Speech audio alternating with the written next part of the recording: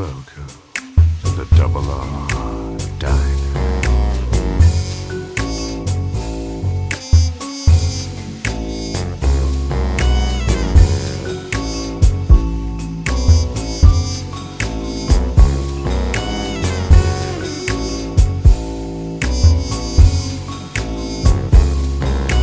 Welcome to Tier 4, the Double R Diner Book Club. I'd like to welcome my guest, Sarah K. Balstrup. Thank you for being here, Sarah. Thank you.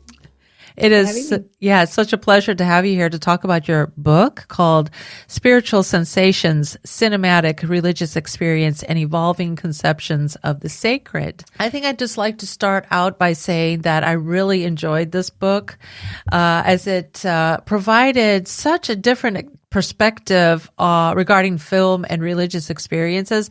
I have taken courses that focused on film theory in the past, and I loved those classes. So this book was right up there with the new and exciting ways to interact with and interpret cinema.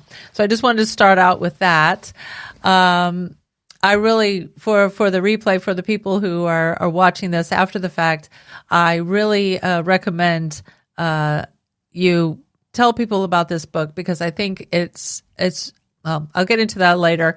But I just think it's a really valuable book. So, Sarah, if I might ask you if you would start our conversation by sharing the inspiration for this book and how you found a way to approach this topic.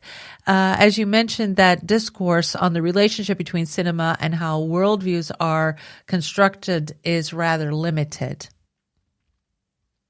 Yes, well, there's two main sources for this. So one of them is that I loved all of my religion and the arts topics that we used to study at university. So we would often have film nights, and the whole lot of us would go and watch a lot of films and talk about them. And I actually went to see Melancholia at the cinema with my religious studies friends, and we sort of walked down the road in this state of sort of stumbling bemusement and, just trying to figure out why we felt so impacted by that film. And not long after that, I rewatched 2001, and the first time I'd seen it, I found it very boring and, pressed pause a few times and thought, oh, what's all the big deal about? And watching it again, nobody else was home. It was the right, environment. I suddenly appreciated that film. And then Gaspar Noé's Enter the Void, I watched and found that to be very intense. And obviously, a lot of his films are intense, but I also found that it had this sort of similar spiritual tone.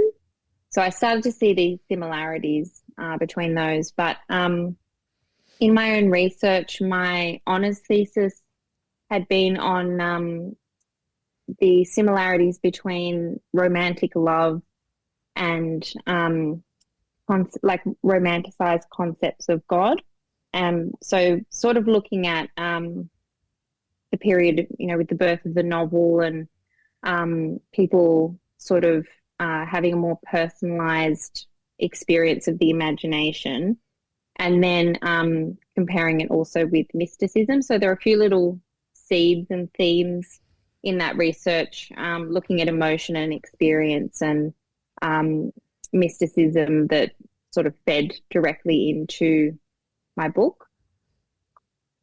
Yeah, so they're probably the two main areas. But okay.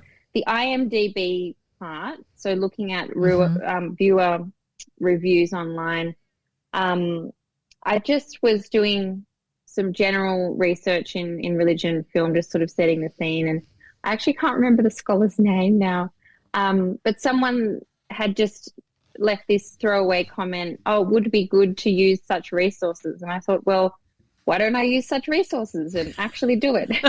Right. Yeah, that was one of the questions I wanted to ask you. Where did I have it here in my notes? I thought that was a really smart approach on your part to look at IMDb or other, online sources where you could find viewers' comments. And I was wondering, were you surprised by the number of viewer comments that you found and that supported your hypothesis for this book? I was. I mean, I did want to actually make sure that I wasn't just representing the experience of myself and my friends.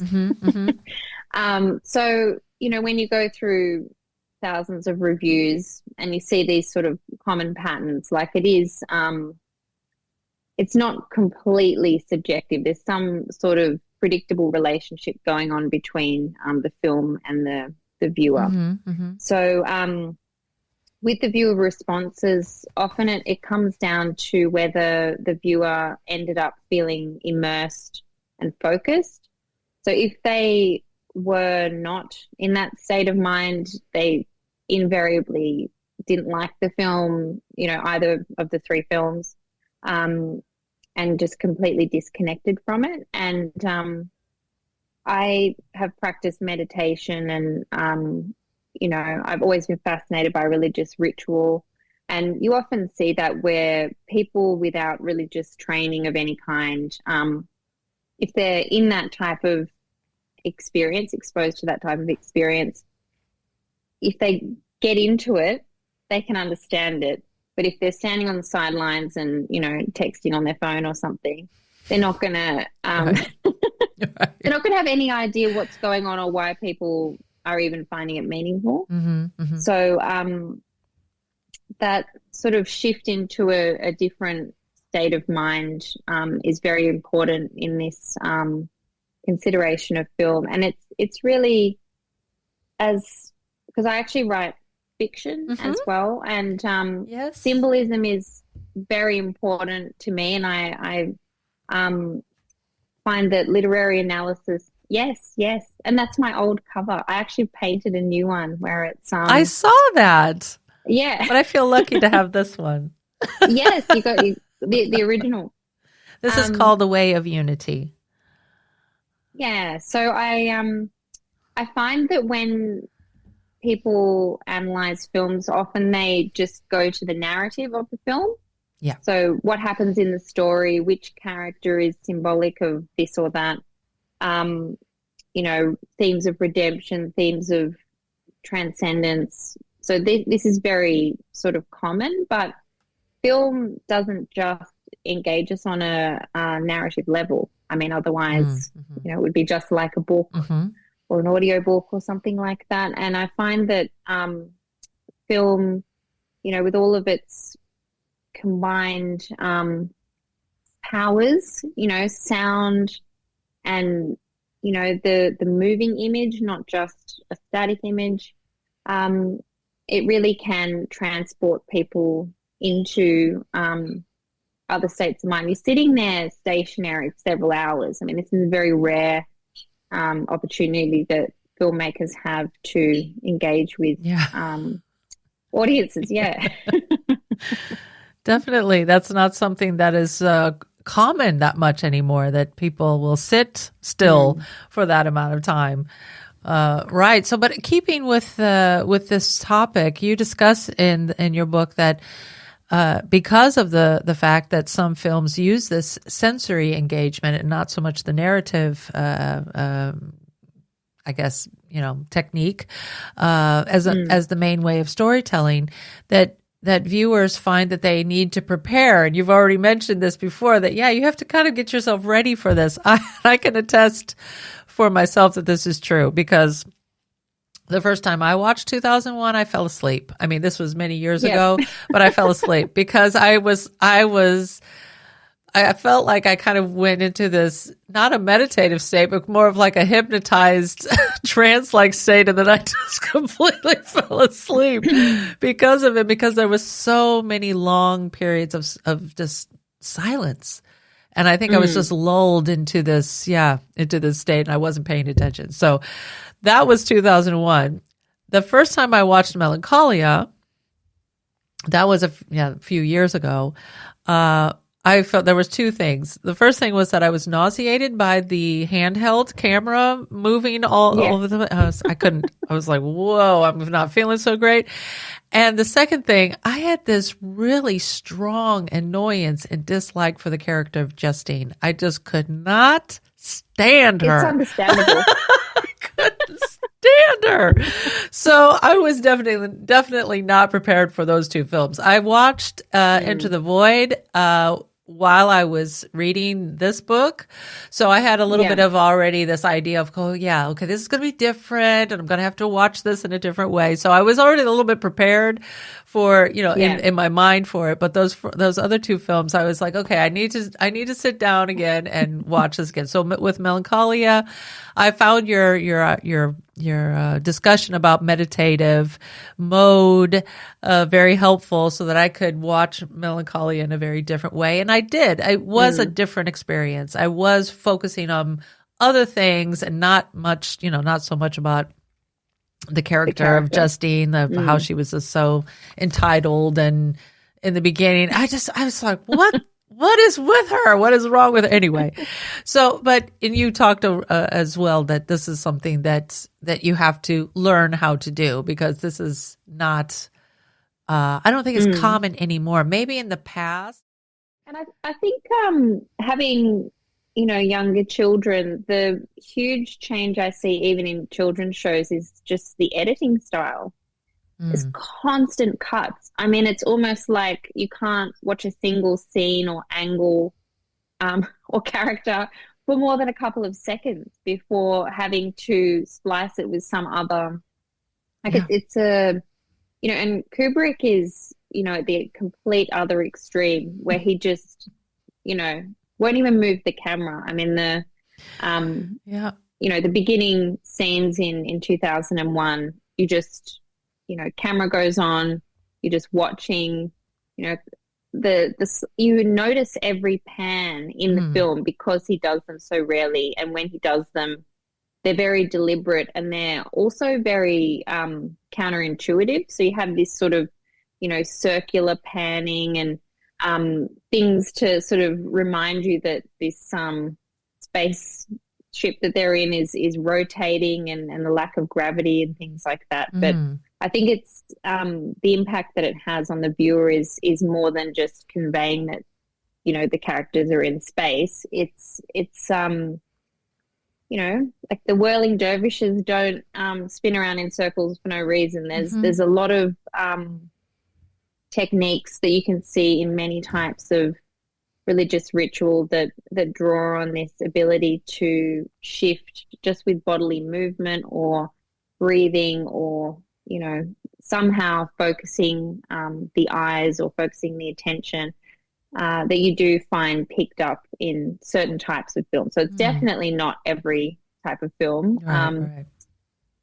But the repetitive noise, the focus on the astronauts breathing for so many minutes, and even like Kubrick's style of sort of having these very symmetrical framed shots. Like he does it in multiple films, but I think in 2001 it almost looks like an altar, and you think, well, why are all altars symmetrical and why do they look this way? And it's you stand in front of it and it's like another person is looking back at you. Like it's a type of framing that kind of invokes another presence.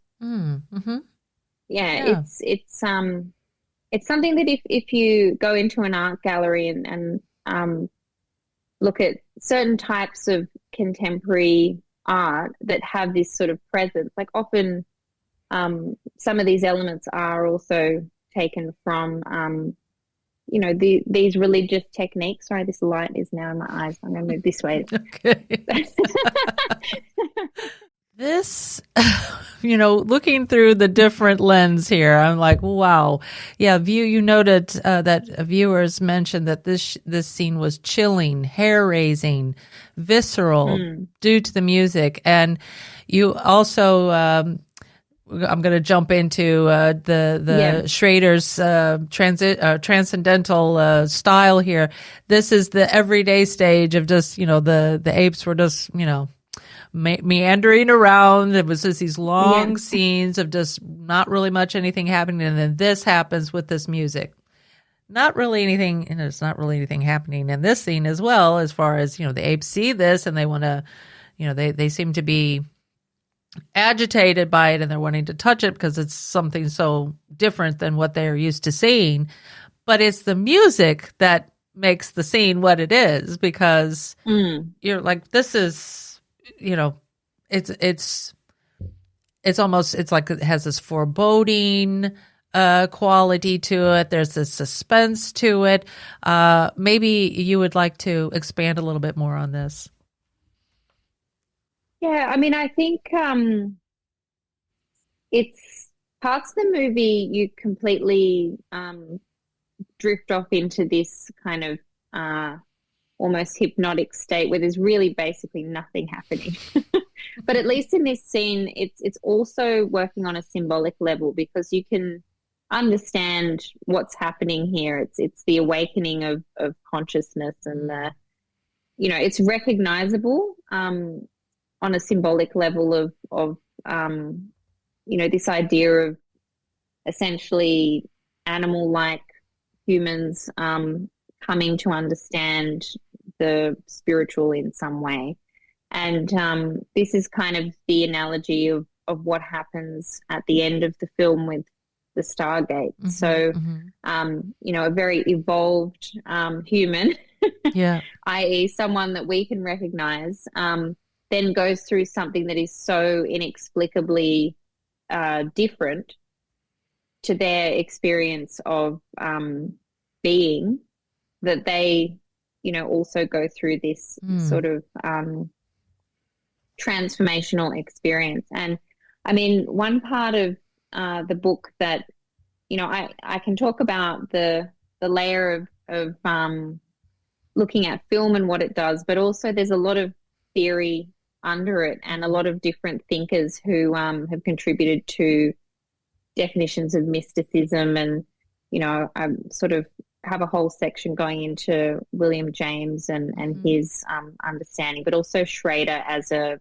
film director who, wrote about creating these type of experiences. It's there's probably too much to to get into in a discussion like this, but I think one of the things that's interesting, I think it was Thomas Axelson. I think I haven't read my own book for a little while, but he said that basically people who have not been religiously socialized, so they haven't really grown up in a church, or they haven't had a lot of religious framing for their life, they look to film more, and they invest more in film as a means of understanding the world and understanding their place in the world. So this was the other part of it, and why I chose 2001, because it wasn't just a few people watching a cool film and, thinking that, oh, wow, what an experience. It was like a cultural shift.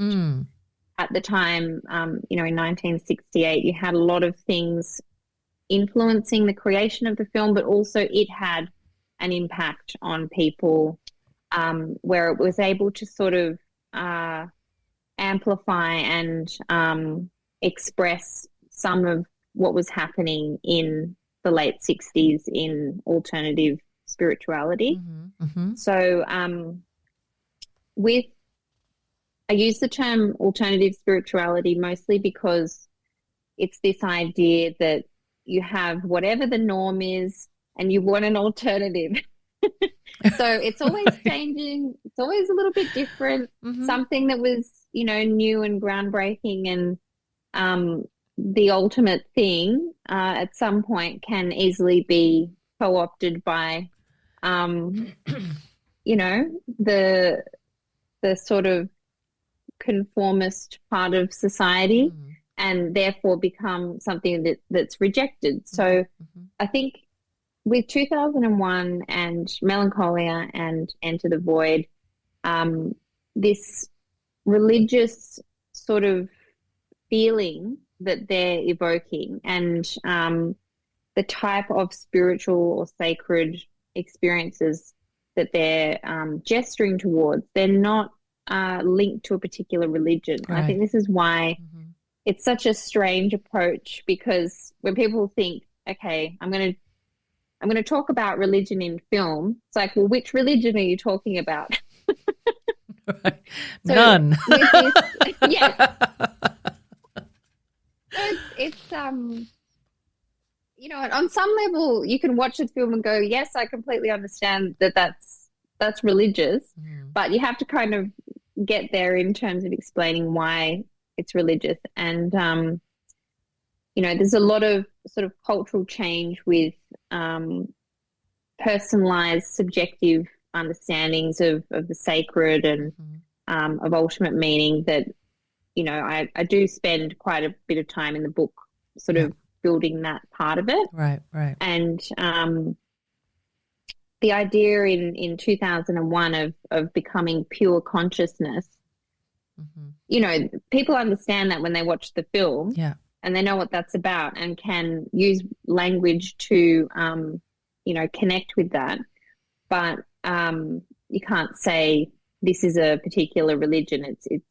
It's not even just, enlightenment borrowed from Buddhism. It's blending Eastern and Western religious concepts together in a particular way. So I certainly found, looking at films, made quite a long time after 2001, 40-ish years, that the approach becomes a lot harsher.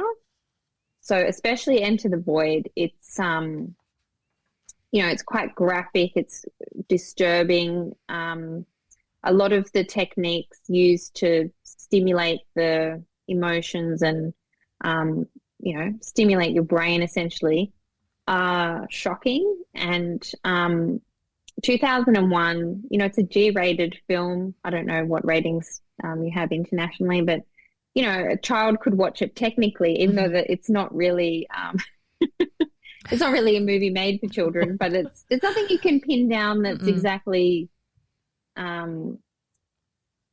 disturbing, or Hal is not very nice as a computer. You wouldn't want him babysitting your children. No, not at all. Well, but yeah, regarding this alternative spirituality that many contemporary films seem to reflect, you've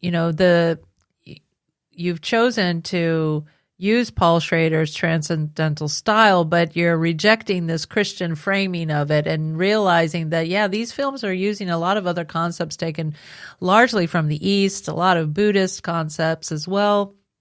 In a lot of these films, and they're non-dogmatic, they're non-verbal often, like with Kubrick, with these long stretches of silence and or just maybe music or just natural sounds or nature from that type of thing, and that these are all grounded in these affective states. That it has nothing to do with the narrative; it has to do with what people are feeling and what they're experiencing as they watch. So I agree with your point that you write in the book that this approach is somewhat Gnostic, because the goal of the film isn't to tell the story in the narrative form, but it's by transcending the verbal aspect of the storytelling so that the viewer has this moment of instant knowing, or gnosis as is known in Gnosticism. And that's the moment when the viewer realizes that the deeper meaning or significance of everything that has been unfolding, they get to this poof, this moment of recognition and knowing. And as well, there's this visceral experience that happens because of that. So they leave feeling this sense of awe or wonder or whatever it might be. With 2001, there were a lot of viewers saying that at the end they felt this sense of wonderment and a sense of awe because of it. But it does seem like this is not happening because of any narrative that is going on in the film, although there is some, of course, there's dialogue and there are things happening between people and they use language. But a lot of the most important moments, I think, that have these visceral effects on people are the ones that don't have any language in them, such as the scene where Hal kills Dr. Frank when he's outside of the pod, cuts him off of his air supply and his tether, I guess, to the ship. There's this eerie noise and breathing, as you mentioned, this rhythmical breathing of the astronaut, and then there's this silence. There's this nothing, as you can see. You see him struggling to try to save himself, and then you just see him kind of, tumble away in utter silence. And I mean, that is incredibly unsettling. I mean, the fact that he achieves this strong emotional reaction in the viewer with no noise whatsoever, no dialogue whatsoever, I think is very powerful, and I think that's what you're getting at here. That you don't always need language to make your point. So, yeah. Getting back around to the meditative practice, maybe we could watch another clip, and this is when Bowman turns Hal off. A lot going on in that scene. That was a very powerful scene. On page 69 of your book, you write, quote, "The progressive deconstruction of Hal's faculties raises the following questions. What is it about Hal that seemed human? In which cell did his personality and identity lie?" End quote. And what I found really interesting about this conversation is that this is highlighting this Buddhist idea of impermanence. And this is the kind of stuff that I love about these types of books, and I love about film theory and about all these conversations that you can have about it, because this is not something that I would naturally think of when I'm watching this scene, but then in reflection afterwards, you start to think about, well, what does this actually mean, and what does it mean about this intelligence, and does this have a consciousness? And now that we're in this, I think this film is just so timeless, because we're now in this day where we're thinking about artificial intelligence. Can it be sentient, and does it have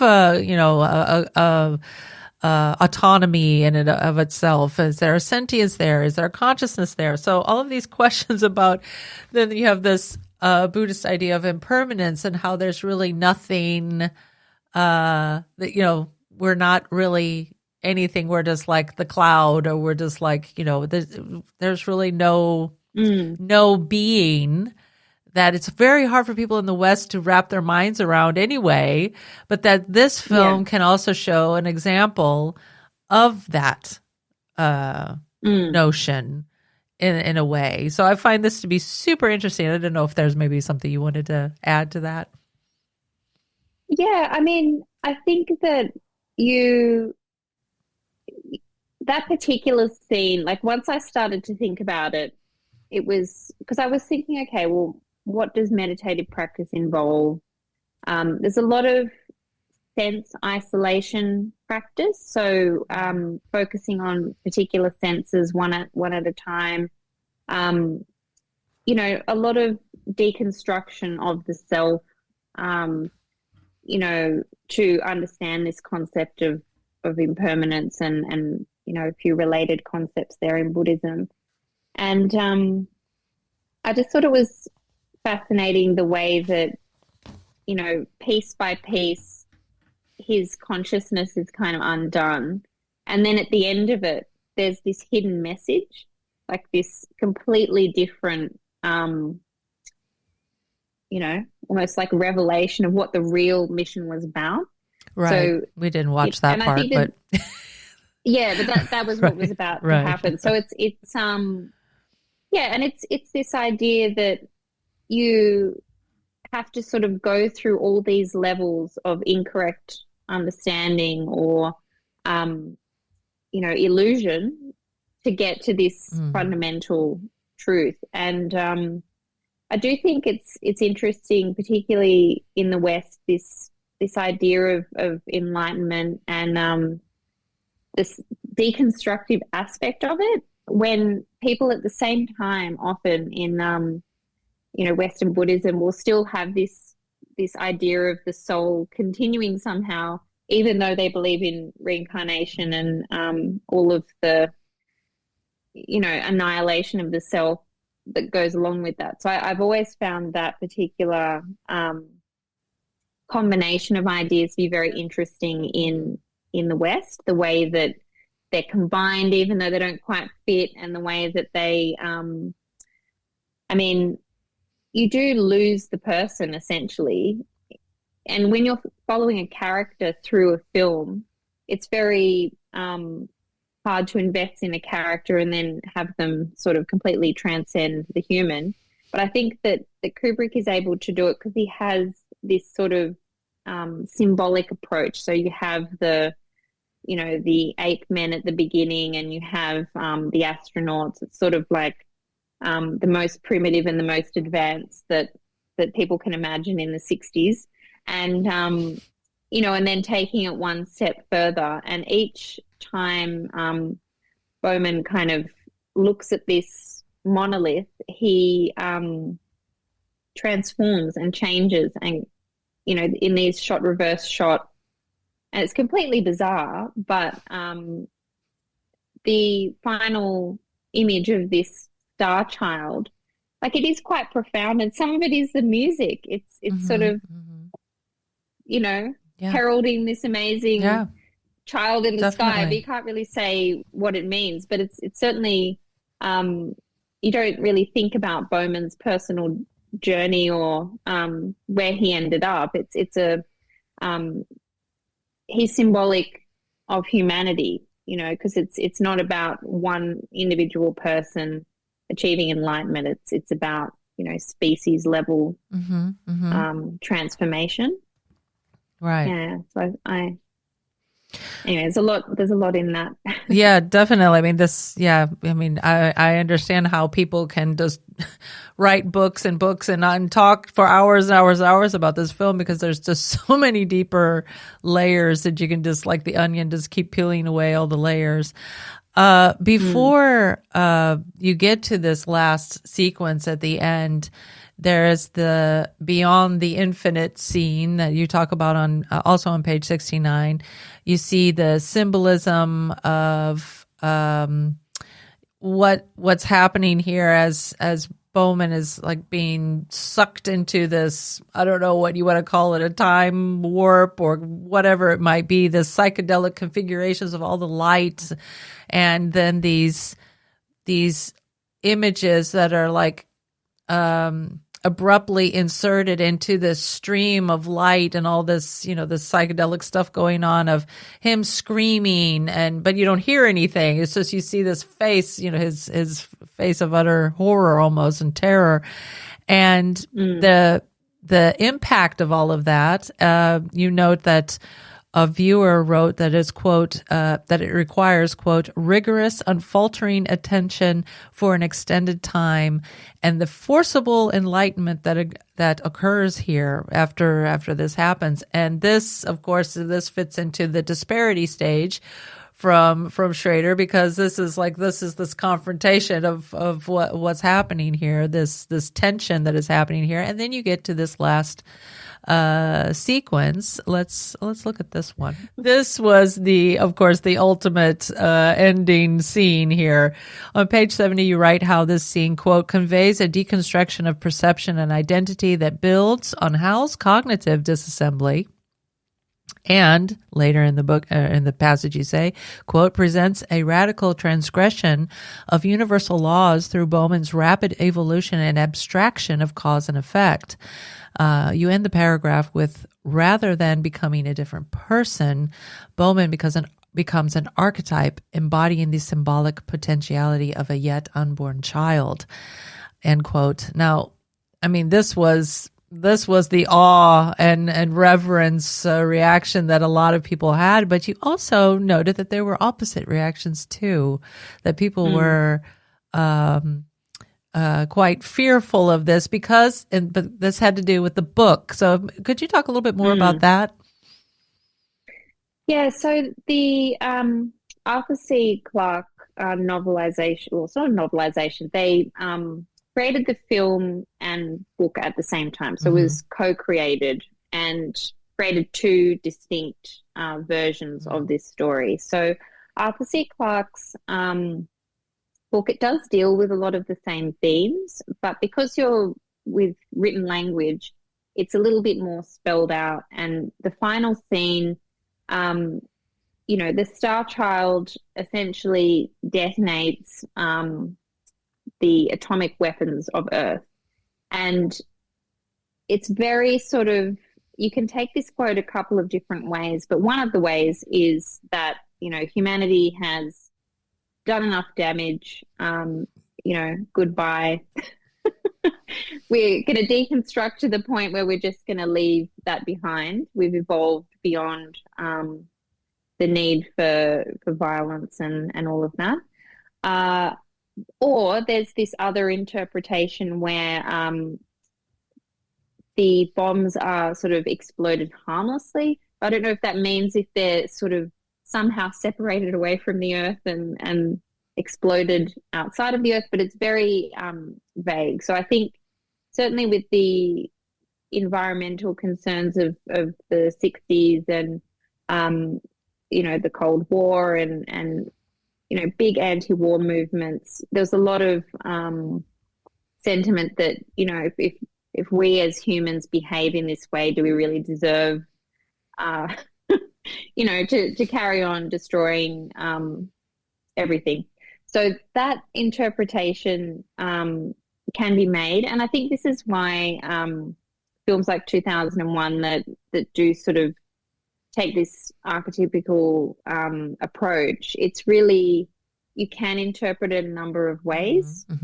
And that certainly is one of them. But for viewers who didn't become immersed, that is the point where they laugh. So that is the point where they say, okay, I've had quite enough of this. I've that. There you go. I've had quite I'm wearing a enough of strappy this. shirt and my face has gone strappy. So yeah, that's when they laugh. They say, what is this baby in the sky? So it's quite funny because people can be moved to tears and absolute, find it the most meaningful thing. And people can have the opposite reaction. Certainly. Yeah. I can imagine that, many people might be like, what the hell is this about? But on the other hand, when I watched Melancholia again, it did that the whole well, there were multiple scenes, of course, where Kubrick uses like the planet, and you're in space and you're looking at the wonder of space. I saw that as well with Melancholia, where you have That's a bit better. Yeah, that's good. Where you have Melancholia coming towards the Earth, and they're looking at it through the telescope, and you get this also this sense of awe. Although Melancholia is about the destruction of the world, because there's this collision with Melancholia, but that's still that sense of wonderment, like you're looking at this beautiful heavenly body, celestial body in space. That it kind of had that same effect for me at the end of 2001 with that with the music, and of course in Melancholia there was also this wonderful music as well with every time you saw the body of Melancholia. So yeah, I don't know if there was like maybe an homage to Kubrick in that sense, where you're trying to achieve that same state. Like Von Trier does specifically talk about the influence of 2001 on Melancholia, but I think all three films, they really invoke this kind of sense of ecstatic annihilation. Mm. It's not it's apocalyptic film, Melancholia. It's you have a severely depressed main character. It's you can certainly take it that way. You hear the world is going to end. It is going to end. You can't do anything about it, and it's an impossible sort of situation, and how people deal with that. But you can also look at it on this sort of cosmic level, and the sound techniques, the use of orchestral music, the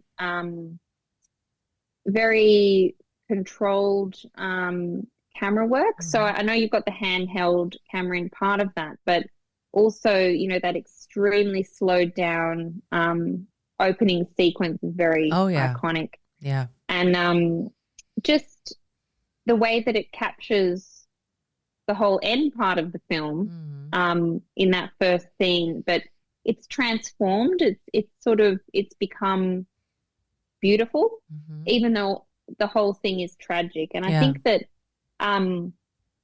tragedy in narrative as well, and in film, when it works well, it has a profound emotional impact on people that's not just depressing. It is, tragedy has this ability to have a transformational moment that is simultaneously uplifting or transformative, or even affirming of the human, and that's speaking generally. But I do find that people often misinterpret tragedy as as being just sad or whatever, and it's called melancholia. So there's a lot piled in there. Yeah. But certainly the end scene, and just the way that these two estranged sisters and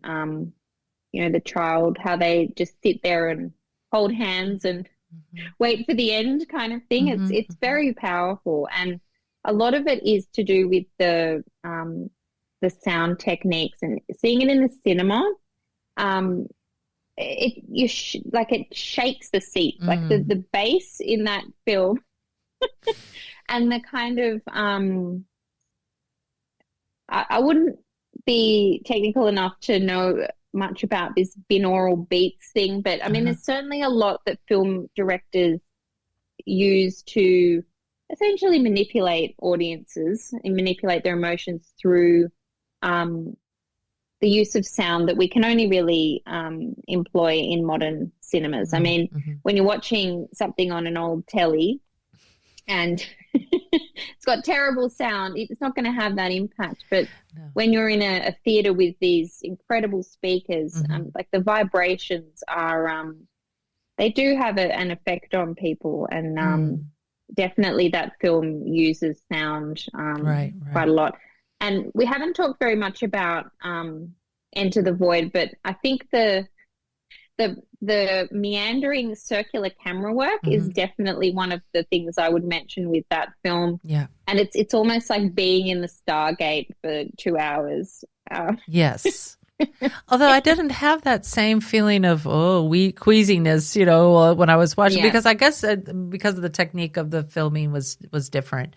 You were like in the first person, looking down on everything as if you were almost the main character who's whose soul is like floating all over the place.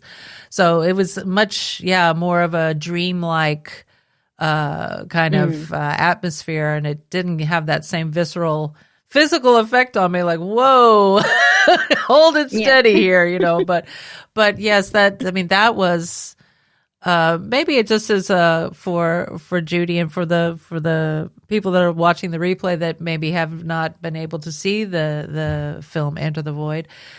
This film is taken from the perspective of a young man who is killed in Tokyo, I believe he's in Japan, and he's an American young man who's living there, and he's involved in drugs, and he's a drug dealer, and he's killed in a drug deal, and you see the actual event happening, but then you see him looking down on his own body, and then the rest of the film, he's traversing through the city, and he's trying to reach his sister, and he's his friend, and he's trying to visit all these different places, but he's in like a spirit form. So that's how you're then viewing the rest of the film. So it takes on this very different quality, that he's like moving through walls, and it's just like there's just no idea of physical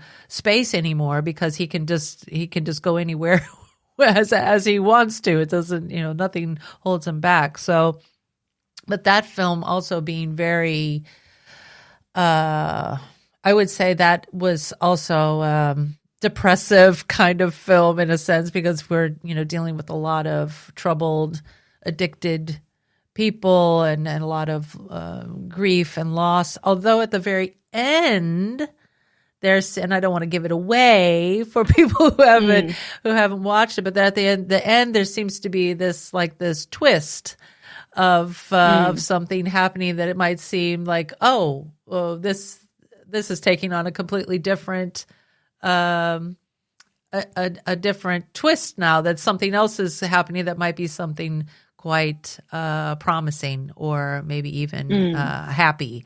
I wouldn't say it's a happy ending or a happy film, but there is this thing at the end. Considering how dark the rest of the film is, it's the most unexpected thing that he could have done as a director. I think, and also quite.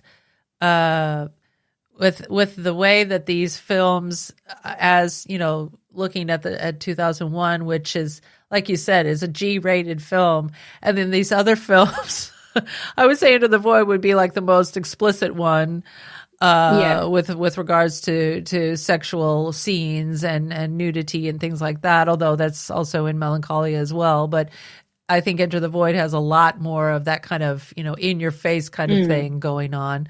But even with that, there is also this kind of detachment that it's like you see all of this stuff happening between people, but it's like there's no the visceral effect on the body. There is really nothing, because it's like this, as I said, there's like this dreamlike,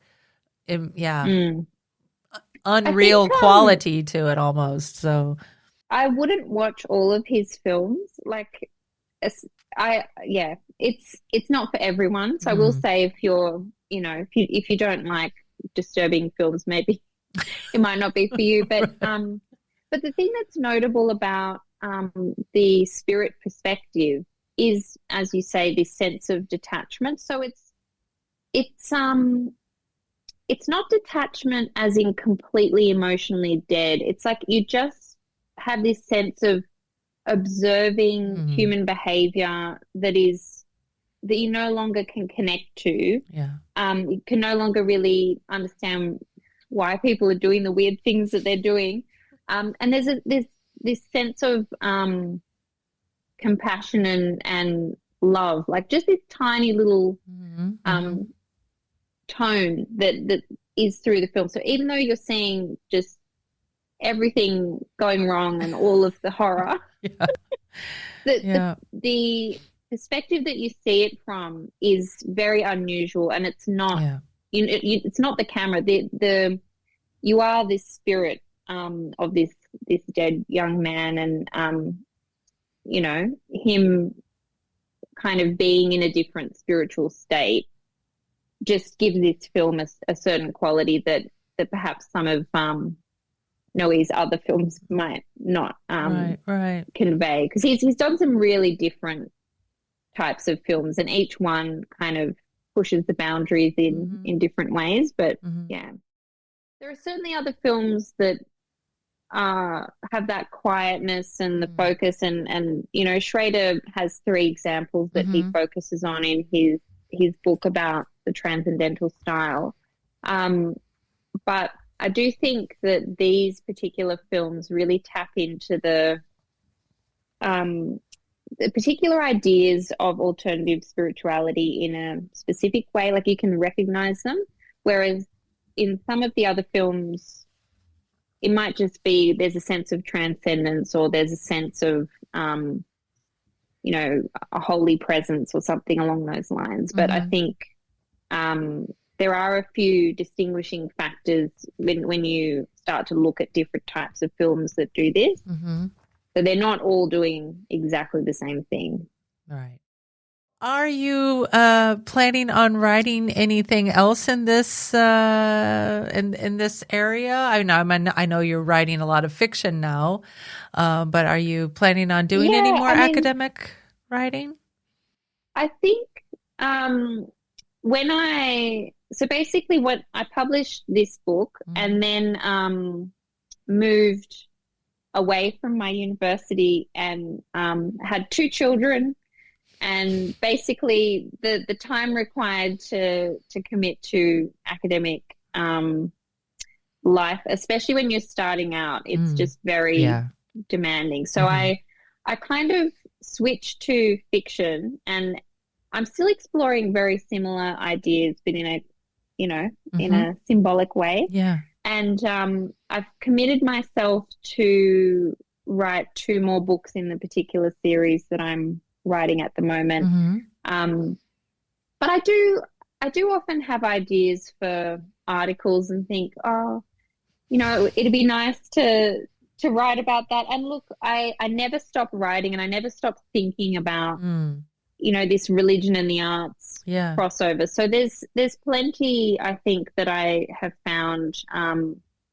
in what I've read in fiction in the past few years. So I've been reading very intensively in basically any fiction that I see has sort of religious or transcendental spiritual themes. So I have it all in here. Right. But at the moment, I work full time in another job that's not academic related. Still in universities, but it's just finding the time. But I do think I would probably finish the series, probably synthesize some of the informal research I've been doing over the past few years into some articles, and just see where I go from there. Right. Well, best of luck to you with all of that. I think what you've been doing so far is great stuff. Don't you have a second book though in the series of this? Yeah, so this series, right? It just came out. I wonder. I will grab my copy. Yeah, Sarah was kind enough to send me a signed copy. So this my stripes. These curtains are not very good. I have to keep turning around. I can see it. Yeah. So this is that's the new one. The new cover for the Way of Unity. So I painted. Oh, that's that great. image, and like that. Have the second book, which is Black Stream. So that's the cover there, and then there's 2 more books in the series. So a lot of religious themes, as you might imagine. Yes. Yeah. Yes, this is this has a lot of religious themes in it. I love the sci-fi / fantasy genre. So and this is great. So I would highly recommend all of your books to my readers. Where can people find you and follow what you're doing? What's the best way for people to do that, Sarah? I'm still on X, previously known as Twitter. I have sort of become inactive on a lot of other profiles. I still have my academia profile, but probably I'm most active on X. Okay. So my name is fairly unusual. So if you just search my name, you'll find me. All right. Easy peasy. Well, Sarah, I want to thank you so much for being here today and talking with me. And I really appreciate it. It was a real pleasure. So thank you again. Well, thank you so much for having me. It was a wonderful surprise to hear from you, and I've enjoyed your podcast for a while, and we've of sporadically been in contact. Yeah. But I miss talking about the religious studies stuff because I have had a little bit of a break from it for the past couple of years. So it was really fun. Well, great. I'm glad that you had a good time. And I really, really enjoyed the book, I think. And I was very eager to read it for the book club because, I mean, I'm kind of selfishly in that regard. If I like this book, then everybody should like this book, But I really think it is it's not only interesting, but you can learn something from it as well. And it helps you to, like I said earlier, it helps you to look at film in a different way. It helps you to watch films differently. You can think in different ways when you're watching films. And that to me, I think is just great because I love the whole idea of film theory, and that stuff is just so fascinating to me, how, different people are approaching it, how people are making it, and how it's affecting people. So, yeah, and I don't want to fall into repetition. So I just ended there. Oh, thank you again. It was so much fun. And I was so happy to finally get to talk to you sort of in person. And yes. good luck to you with everything. So thanks a lot. Thank you so much. Okay.